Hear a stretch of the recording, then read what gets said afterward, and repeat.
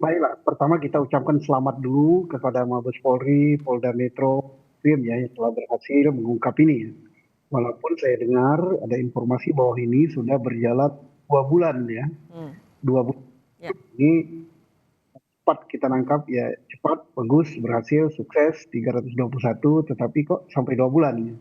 Nah, kemudian mengapa Indonesia dianggap tempat yang bagus sehingga mereka bergeser mungkin dari Kamboja lari ke Indonesia, dan ini lengkaplah warga negara ASEAN ditambah dengan warga negara China gitu kan, sekian ratus, 321, tidak sedikit, dan bermain di atas di dalam sebuah gedung perkantoran. Nah ini ya selamatlah bisa tertangkap gitu. Mudah-mudahan ini tidak terulang lagi, dan kita berharap seluruh warga negara ini jangan hanya yang dihukum itu 321 orang ini saja, tetapi siapa di atas mereka ada koordinatornya.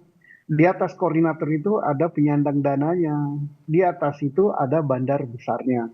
Seandainya bandar besarnya di negara lain pun atau warga negara lain pun berdomisili di negara lain pun, tetap dia melakukan kejahatan di Indonesia, dan menurut hukum Indonesia itu bisa, bukan bisa, tapi dikenai dengan pidana Indonesia. Yang kedua, ini bisa dilacak karena judi online ini lebih gampang untuk mengungkapnya dibandingkan dengan judi sabung ayam atau kartu. Mengapa demikian? Karena jejak elektroniknya ada. Pasti dia menggunakan internet, dan transaksi keuangannya pasti menggunakan transaksi elektronik, yaitu menggunakan e-banking, yaitu electronic banking. Nah itu melacaknya artinya tidak terlalu sulit. Libatkanlah PPATK, libatkanlah imigrasi, dan saya kira ini sudah dilibatkan semua, sehingga masyarakat Indonesia berharap bandar besarnya ini tertangkap. Dan juga di samping itu bisa juga dikenakan siapa sih sponsor di Indonesia atau pelindungnya, pasti ada, karena ini pasti omsetnya itu besar ya, karena yang main judi ini bukan hanya orang Indonesia, bisa dari negara lain.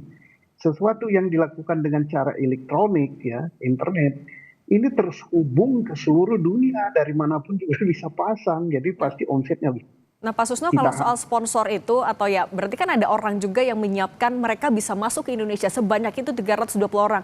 Sponsornya itu biasanya melakukan dukungannya di sektor mana sih?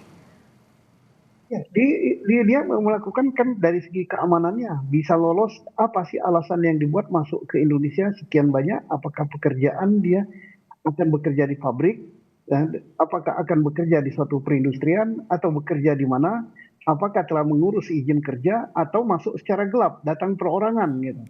Tapi saya tidak yakin dia datang perorangan bisa ketemu di Indonesia di suatu tempat dan bekerja yang sama.